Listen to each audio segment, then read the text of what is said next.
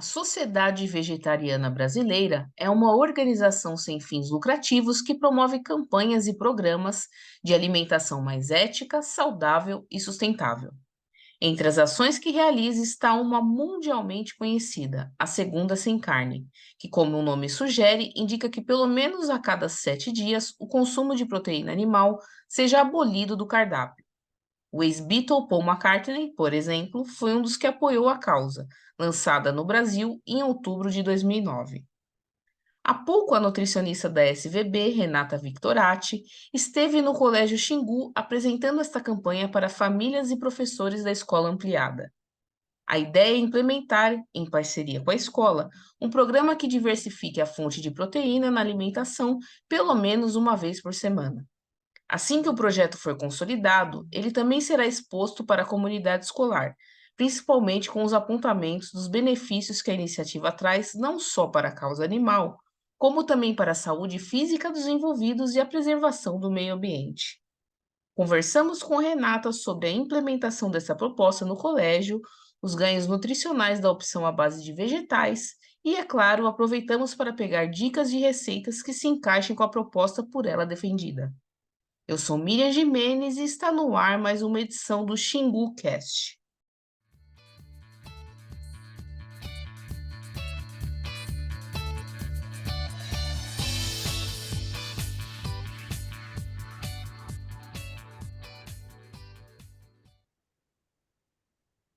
Olá, Renata, bem-vinda ao Xingu Cast. Olá, Miriam, obrigada pelo convite. É um prazer estar aqui com vocês. Prazer é nosso de conversar com você sobre um assunto tão importante, né? Eu queria que você me falasse inicialmente qual que é a missão da Sociedade Vegetariana Brasileira. A missão da ASVB é promover uma substituição da proteína animal pela proteína vegetal no âmbito individual e também institucional, além de ampliar e facilitar o acesso dos produtos e serviços veganos para a nossa população. E a gente também tem a missão de promover e produzir e difundir a informação de referência para profissionais da saúde, instituições, formadores de opinião e a sociedade brasileira de uma forma geral, sobre os fundamentos, a viabilidade e os benefícios de uma alimentação vegetariana estrita. Sim, e vocês promovem uma alimentação mais saudável, né? Sustentável e ética. Eu queria que você me definisse o que que isso quer dizer na prática. Certo. Através de campanhas e programas, nós temos convênios, eventos, pesquisas científicas e também pelo ativismo. A SVB ela realiza conscientização sobre os benefícios do vegetarianismo e trabalha para aumentar o acesso da população a produtos e serviços veganos. Então, o exemplo das nossas ações, por exemplo, são cursos de capacitação para profissionais da saúde, promovido pelo Departamento de Saúde e Nutrição da SVB, a própria campanha Segunda Sem Carne, que é mundialmente conhecida, o selo vegano, o programa de incentivo às proteínas vegetais, o PROVE, e o programa de opção vegana, entre outros. Sim, e você citou do programa Segunda Sem Carne, que é até o tema da camiseta que você está usando, né? Queria que você me explicasse melhor o que que quer dizer a Segunda Sem Carne.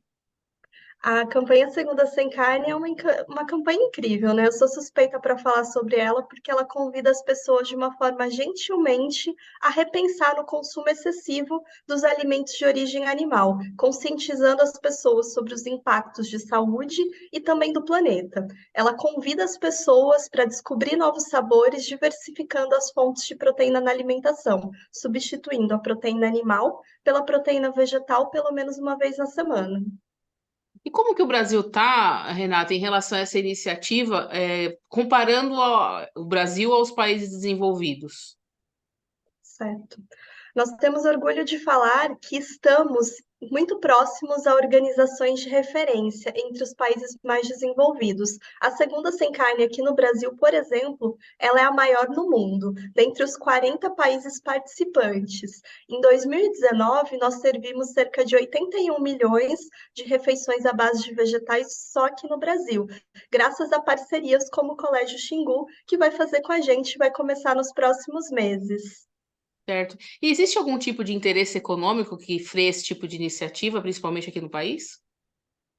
Existem interesses não só financeiros, como também uma herança cultural, onde o consumo dos produtos de origem animal é o tempo todo estimulado. Então, as empresas, elas refletem aquilo que os consumidores são estimulados a demandarem, e está aí a importância de nós, como organização, conscientizarmos sobre uma alimentação vegana e que de cada um fazer a parte buscando o consumo mais consciente que beneficie tanto a nossa saúde, quanto o planeta, quanto a vida dos animais.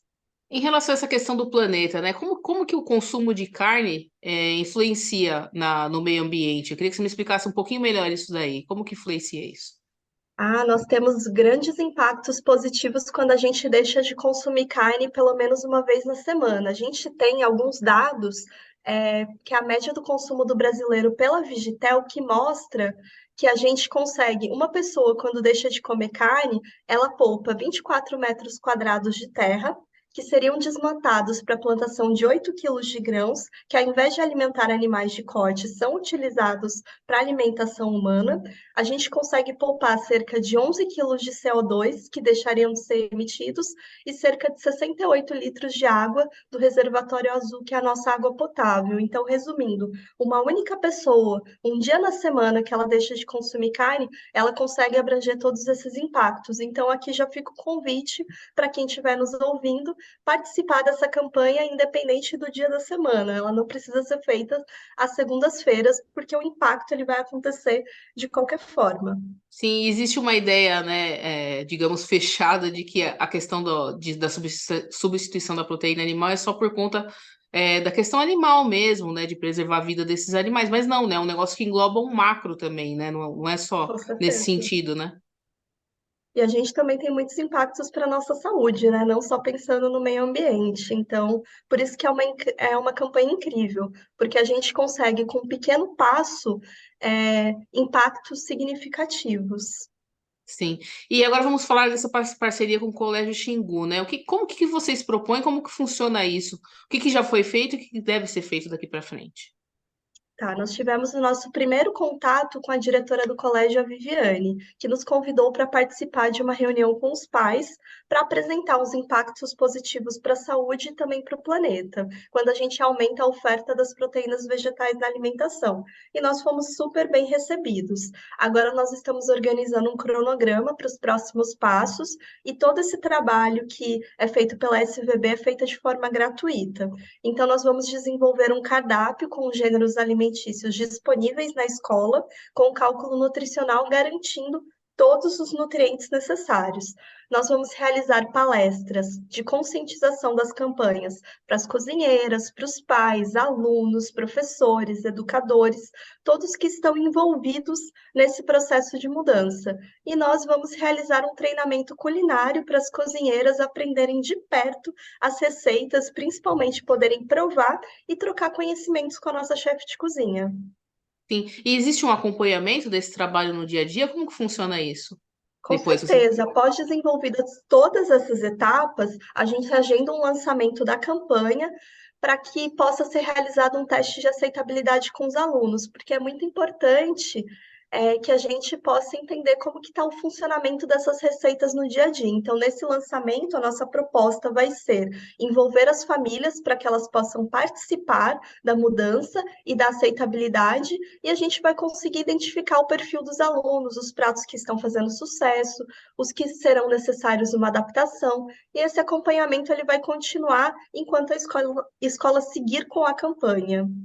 Isso engloba a cantina, engloba o almoço que é servido lá? O que corresponde isso, Isso Renata? vai englobar todas as refeições que participarem da escola. Então, a gente vai convidar tanto a empresa terceirizada quanto aos que proporcionam qualquer tipo de refeição para o colégio. Entendi. E você falou um pouquinho antes, né, da questão da saúde, né? Que impactos que tem essa mudança de conduta na alimentação na saúde? Que tipo de doença que ela ajuda a evitar? Quando a gente reduz os alimentos de origem animal, a gente consegue aumentar o aporte dos cereais, das leguminosas, das frutas, das verduras, dos legumes e também das sementes. Então, a gente vai estar contribuindo para a prevenção do aumento do sobrepeso, da obesidade, para o desenvolvimento das doenças crônicas não transmissíveis, como diabetes, hipertensão arterial, doenças cardiovasculares e também alguns tipos de câncer. E para você, qual que é a importância de trabalhar esses conceitos desde cedo com as crianças? Até por conta da questão que você falou, que é uma coisa que vem de muito tempo, né? Que vem dos nossos pais. Qual que é a importância de trabalhar isso desde cedo? Se a gente pensar atualmente, mais da metade da população já se encontra em sobrepeso. E a gente tem quase um quinto da nossa população brasileira com obesidade, se a gente olhar para os dados bem recentes que a gente tem da ABESO.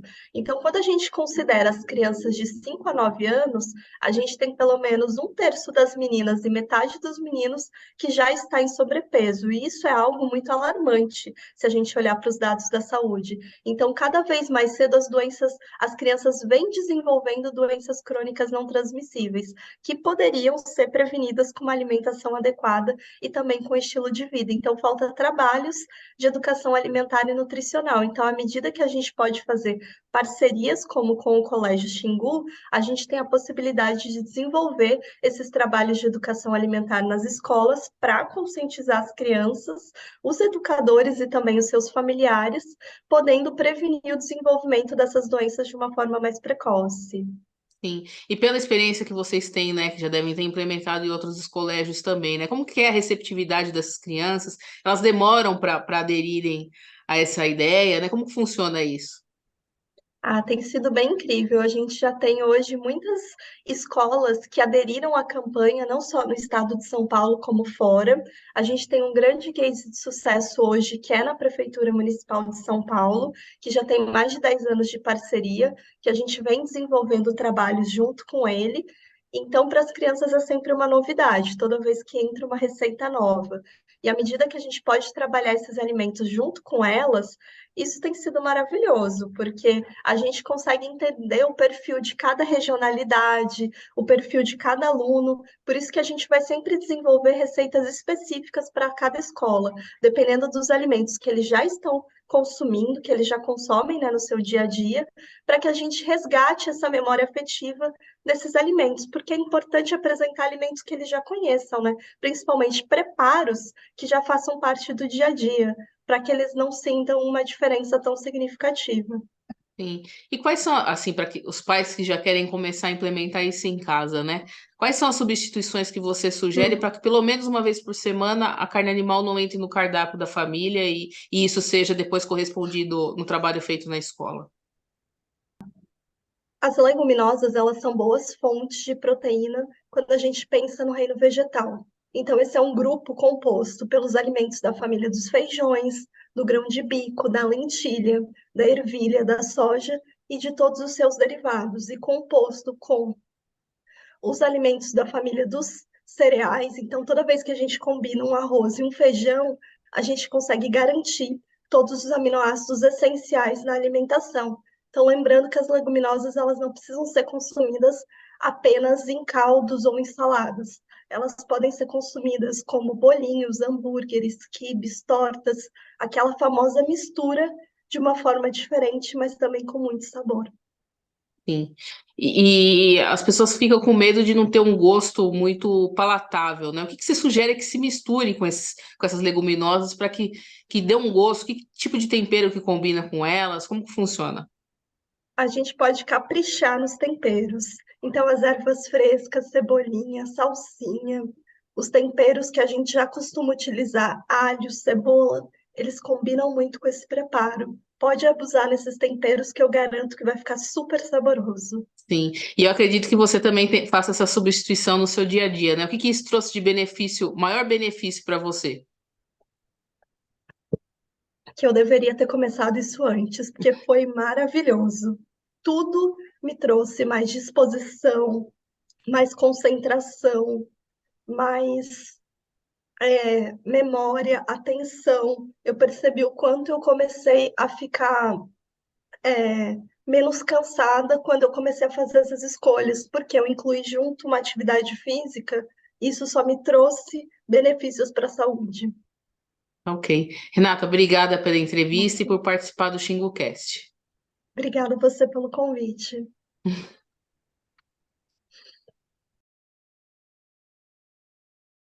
Falamos sobre os benefícios da substituição da proteína animal pelo menos uma vez por semana com a nutricionista da Sociedade Vegetariana Brasileira, Renata Victorati.